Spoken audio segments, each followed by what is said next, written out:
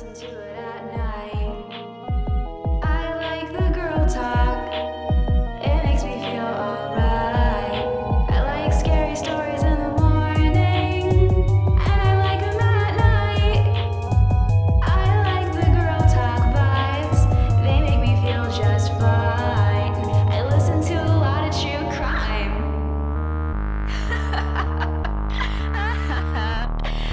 Dennis Rader and David Parker actually sit together in hell, shaking, quaking, terrified that one day, somehow, some way, they might meet me.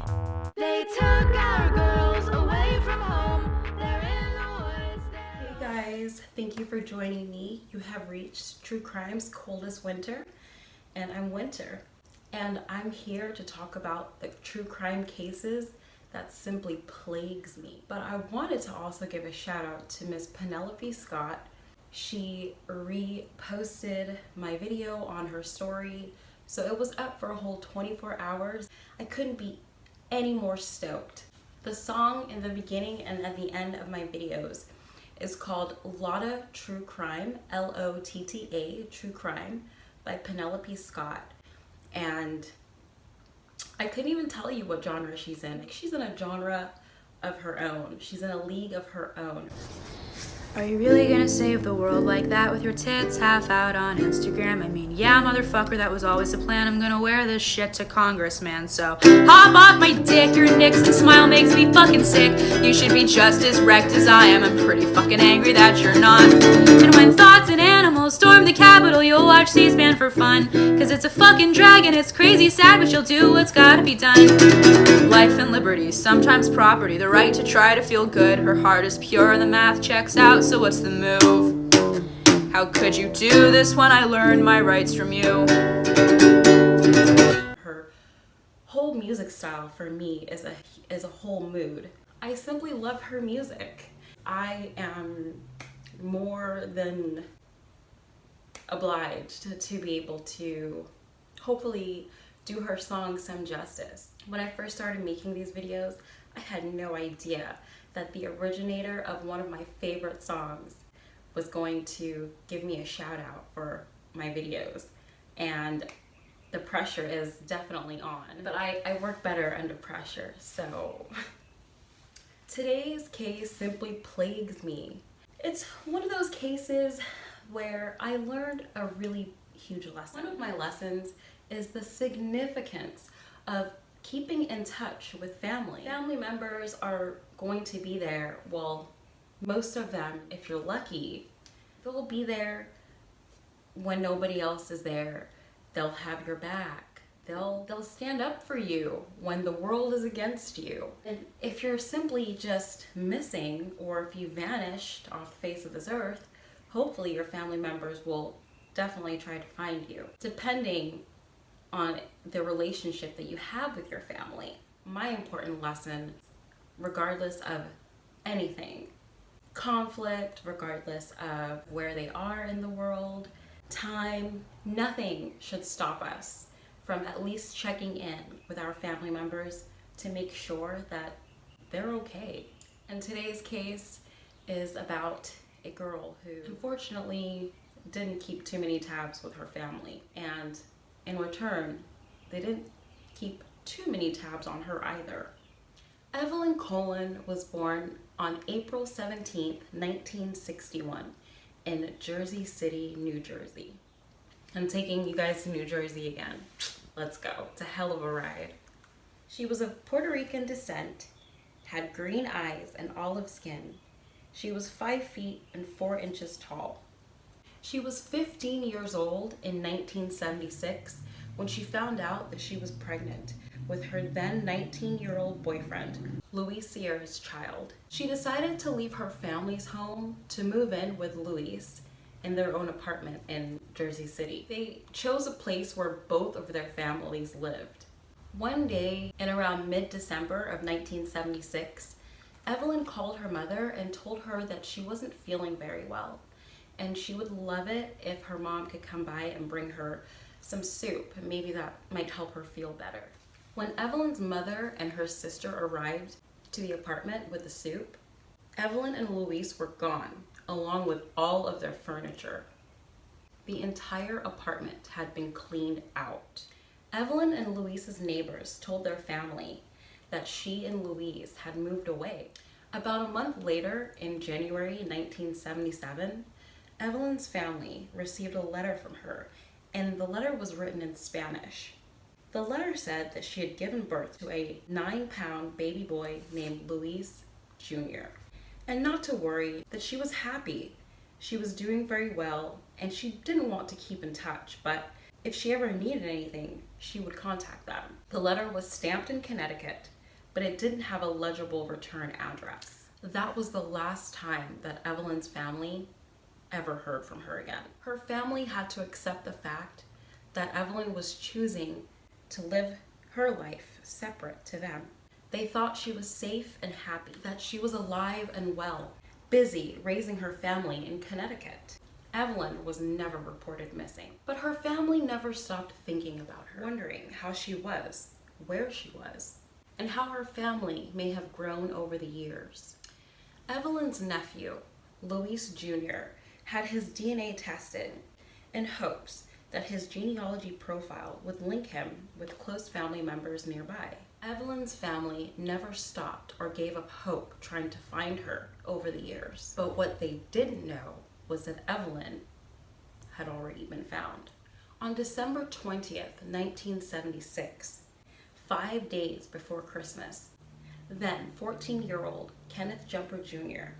was playing along the Lehigh River Bridge when he made a horrifying discovery. It was a severed head that belonged to a woman who was under the Interstate 80 bridge west in East Side, Carbon County.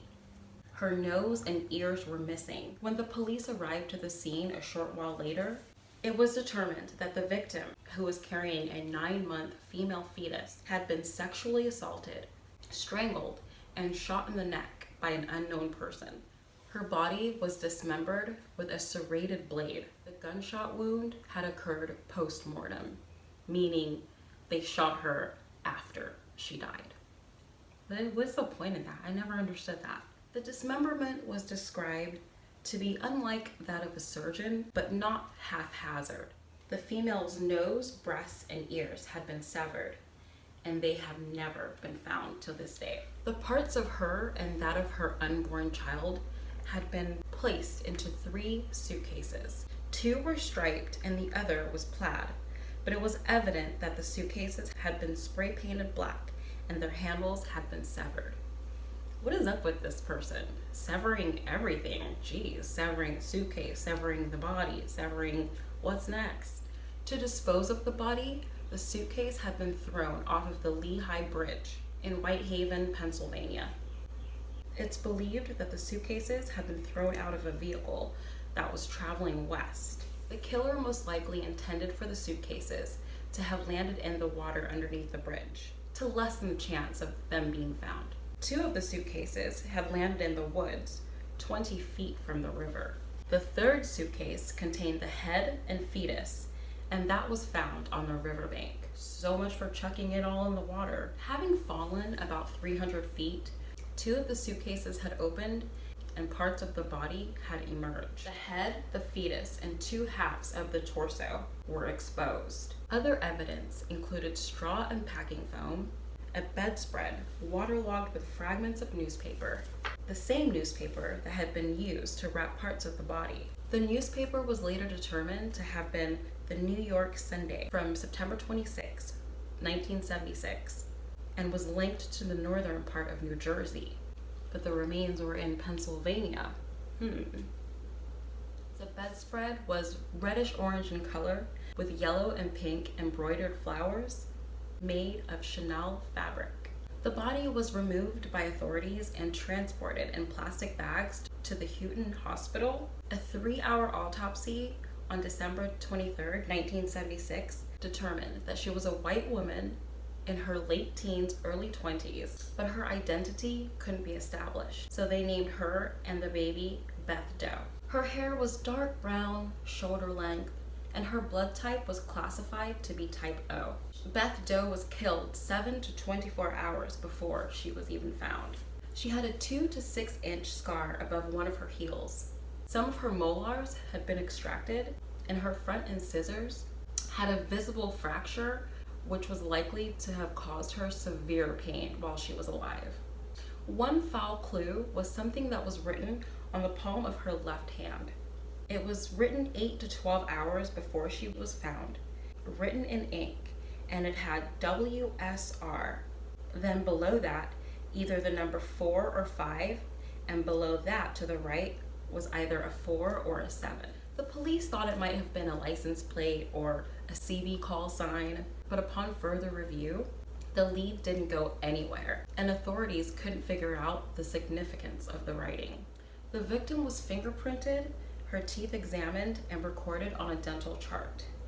Missing person reports throughout Canada and the United States were compared to Beth Doe, but they were all excluded. Notwithstanding, her fingerprints submitted to the FBI didn't match anyone in the national databases. A sketch of the woman was made, and the public was asked for their assistance. They were asked for any information about the case, and the information about the case began to be publicized across the country to generate more leads. Beth Doe remained unidentified for years, and finally, in 1983, they buried her at the Lowrytown Road Cemetery in Pennsylvania. In 2007, Beth Doe's remains were exhumed to obtain additional forensic evidence. A new facial reconstruction was made, and in May of 2015, the National Center for Missing and Exploited Children released the reconstructions to the public. In September of 2019, the Pennsylvania Police Department announced a possible connection between Beth Doe and another missing young female in the area. It's like time gives possibilities for cold cases to be dug right back up again and brought to life. And in this case, that is exactly what happened. Unfortunately, I'm going to have to save that for part 2. Believe me, this is a plot twist that you don't want to miss. Thank you so much for watching my video. I hope you enjoyed it. I hope everyone enjoys the rest of their Sunday. Stay blessed. Rest in peace, DMX, one of my all-time favorites as a kid, and still one of my all-time favorites. But yeah, so DMX, rest in heaven. I know you will, and thank you so much for watching. I will see you very soon. Thank you again.